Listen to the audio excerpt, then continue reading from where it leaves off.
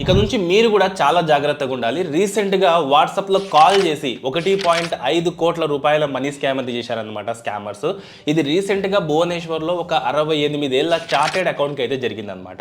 So first వాళ్ళు ఏం చేశారంటే వాట్సాప్‌లో ఒక మెసేజ్ అయితే పంపించారనమాట ఇతనికి. సో మేము ఎఫ్‌బీఐ, కస్టమ్స్ ఇంకా అలాగే ఈడీ నుంచి అయితే మాట్లాడుతున్నాం అనేసి ఫస్ట్ వాళ్ళు మెసేజ్ చేయడం స్టార్ట్ చేశారు. తర్వాత మీ ఆధార్ నెంబరు మనీ లాండరింగ్ కేసులో ఉందని భయపెట్టడం అయితే స్టార్ట్ చేశారు. అంతేకాదు ఇక్కడ వీళ్ళ ట్రిక్ చూడండి.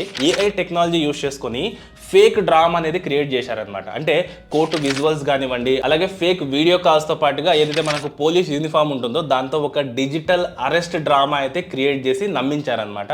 సో అతను పూర్తిగా నమ్మిన తర్వాత మీరు ఎవరితో మాట్లాడకూడదు, మీ మీద విచారణ జరుగుతుందనేసి వీళ్ళ అకౌంట్లో ఉన్న దాదాపు 1.5 కోట్ల రూపాయలని వీళ్ళ వేరే వేరే అకౌంట్లకు అయితే ట్రాన్స్ఫర్ చేసుకున్నారనమాట. తర్వాత వాళ్ళ ఫ్యామిలీ మెంబర్స్ ఇది స్కామ్ ఏమో అని కొంచెం స్ట్రైక్ అయ్యి వీళ్ళు ఏం చేశారంటే సైబర్ క్రైమ్ డిపార్ట్మెంట్కి అప్రోచ్ అయితే వాళ్ళు క్లియర్ కట్గా చెప్పేశారు ఇది పక్కా స్కామ్ అనేసి. తర్వాత వాళ్ళ ఐపీ అడ్రస్ని ఇంకా అలాగే బ్యాంక్ అకౌంట్ డీటెయిల్స్ని అయితే చెక్ చేస్తున్నామని చెప్తున్నారనమాట. సో ఇలా ఇప్పుడు ప్రజెంట్ ఏఐని యూస్ చేసుకొని కూడా చాలా స్కామ్స్ అయితే జరుగుతున్నాయి కాబట్టి మీరు ఖచ్చితంగా చాలా జాగ్రత్తగా ఉండాలి. మీకు ఏ మెసేజ్ వచ్చినా కూడా ఫస్ట్ మీరు దాన్ని వెరిఫై చేసుకోండి.